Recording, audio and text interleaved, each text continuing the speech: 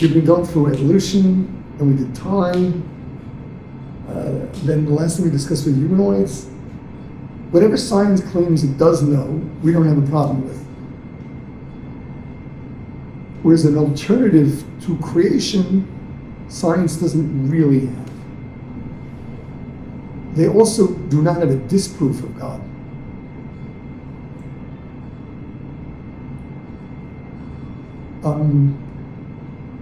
Something that does have to be pointed out.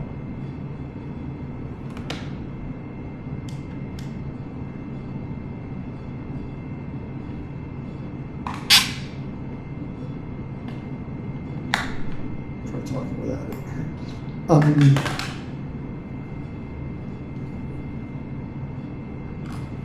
Is that God is presented, the alternative of it, as something very unscientific. God is all about faith. We went through the logical steps a while ago. And we arrived at the fact that, logically speaking, in order for existence to exist, the existence must be the infinity. Judaism calls that infinity God. In other words, we are not talking about some big monster up in the sky who's big and strong, makes demands on us, and runs the world, and makes nice things happen and also creates havoc. To us, that's all pagan.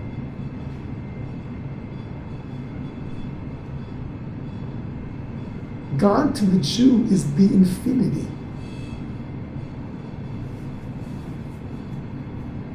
Which we said was the only logical existence. The problem is that the Torah is so full of descriptions of the infinity. The infinity is angry, the infinity loves, the infinity is big. He took us out of Egypt with an outstretched arm. His feet will stand on the Mount of Olives.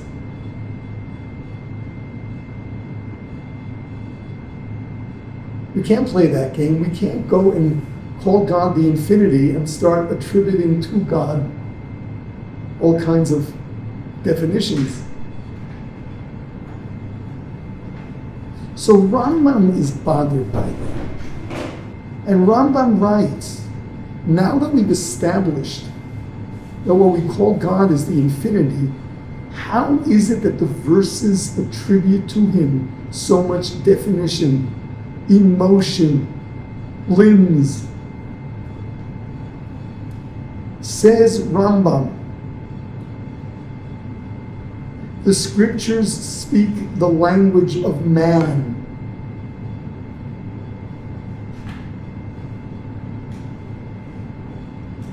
These are all metaphors. We attribute attributes to the infinity on the basis of that which came about through the infinity. But never do we really mean to be referring to the infinity itself, because the infinity is beyond our ability to imagine or reason with.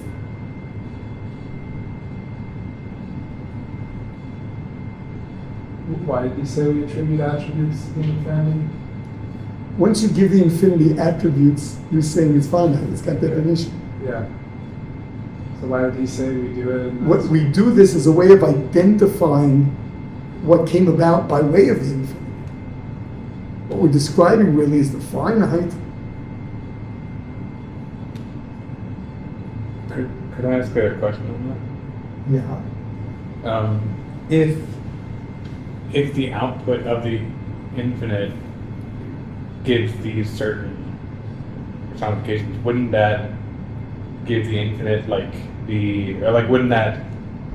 I guess we're we're describing the output, but wouldn't that output come from like a source of? Yes, but we cannot imagine such a thing, because then we're making it finite.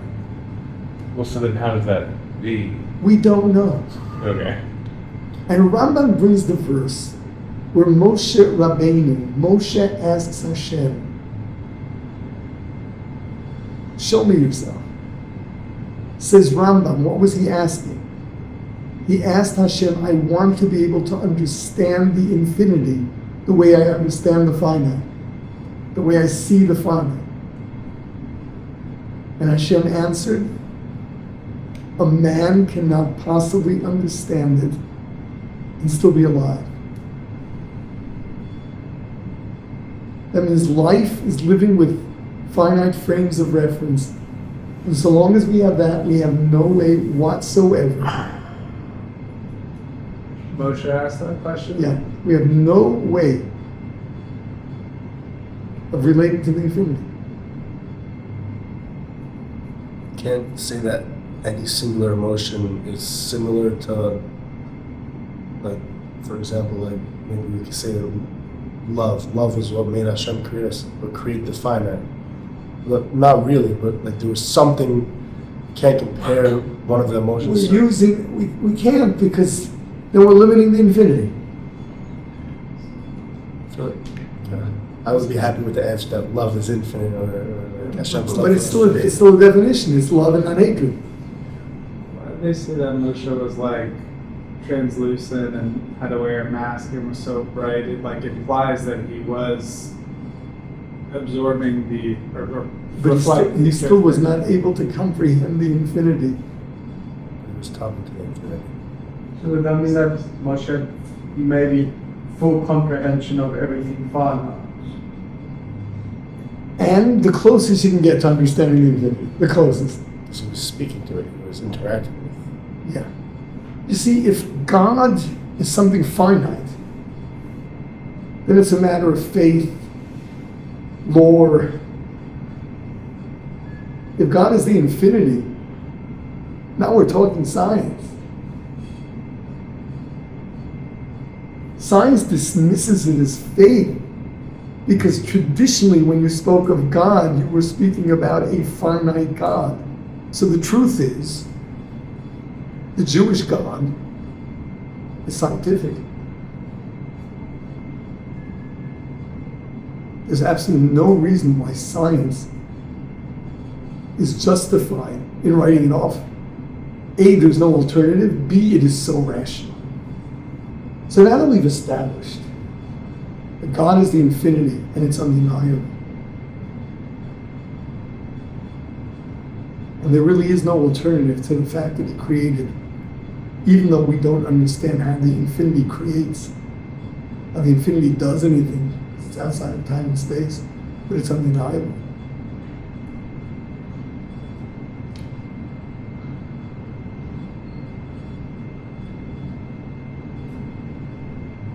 We now have to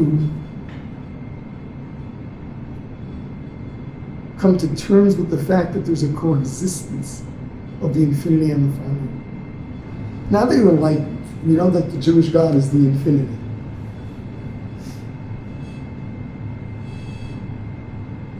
What do you feel about the infinity? Is the infinity warm? We can. Is the infinity cold? But we do. Or infinitely. saying anything around the word infinity is making it finite. Right? But we do somehow experience a relationship with it. Yeah, because I feel How do disconnected. you have a relationship with the infinity? Don't. You have a relationship with the creation of the infinity. With Hashem is just a creation of the infinity.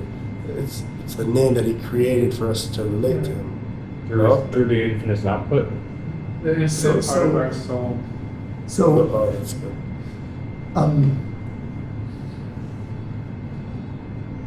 So we've got to understand that although the infinity is the infinity is the infinity, the miracle of creation was the creation of finiteness, which is really made of that infinite light, whatever that's supposed to mean. And therefore, there are, it's hard to use a word for it. You know, the Kabbalah uses the term lights.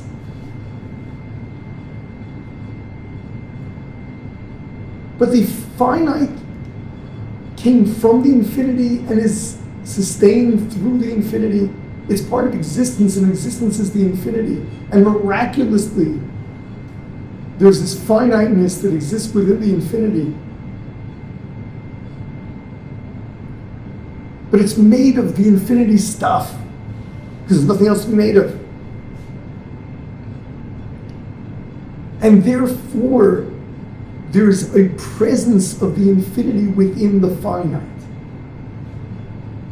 It's a very difficult concept. It is not the infinity itself, because the infinity itself is just the infinity. It's not limited in any way. But there is this presence of the infinity within the finite. That's within all finite. Within all finite. Because that's what all the finite is made of. It seems like a one-way relationship. Like, how can... It's not. It's not. Because the presence of the infinity in the finite is real. It's very, very real. That's what we think about. That's what we talk to. That's what we interact with. And yes, it sends us messages too. But we can't even comprehend. Can't comprehend it. But at least we can talk about it, as opposed to the infinity itself, which we can't get anything to do with. But aren't we supposed to try to have religion be infinite? Is that our goal? Yes, but really only the infinite presence within the finite, because the infinity itself is beyond our ability to understand it in any way whatsoever. So Hashem or God or whatever you want to call the big man upstairs has a creator technically, because he didn't, that version of him, the finite-ish version of him, didn't exist when it was all infinite. So the all infinite created Hashem. You could say that. It's just a funny thing to say because we don't know what Which that sounds means. super not But- Jewish and super. But yeah. Well, we connect to his expressions. But we know that there's some kind of present. It's not the infinity itself, but I call the infinity stuff that everything here is made of, and that the system and force behind it is all the infinity. Does the name Hashem not refer to the infinity stuff? The name of Hashem does. It refers to Him, but not totally. Because there too, it is describing something. It's the closest thing to it. Yes, The right. only accurate name for the infinity is the Ein Sof. So So what's our thinking about, like, once the finite approaches infinity, it ceases to have any definition. So how is it that the infinity, like this is, we were saying, Aristotle's dilemma, so what's the Jewish perspective on how Again, miraculously, finite existence exists through the infinity and is made of the infinity stuff. So with miracle. Yeah. Yeah, but the point I'm making is that as much as we try to relate to it, we can't relate to the infinity itself. The infinity is without any definition whatsoever. What are we relating to? I guess another question on that is if we're supposed to be like Hashem. Okay. So what I'm sharing with you today really is the aspect of Hashem that really makes Hashem less religious and more scientific. Yet, we then have to develop a relationship with that which is not possible, And therefore, we have to understand that our relationship is with the infinite presence in the finite. So in a certain sense, our what we're doing is like we're stripping ourselves of the finite as we pursue a relationship with the infinite. Yes, indeed. Yes. Sounds painful. It's not so painful. Not so painful. It's beautiful. It's transcending. It's not creating poverty. It's transcending. It's higher than the finite. Not that devoid of the finite. Starvation. Well, how come it's so much easier to be finite then? Because we are. But Oh, yeah. like the nature of the finite, like infinity being perfect in every way, and the finite having the limitations of that perfection. Just like in the pursuit of connecting to the infinite, the mere awareness that we are imperfect and we're not in that space is the painful part that I'm alluding to.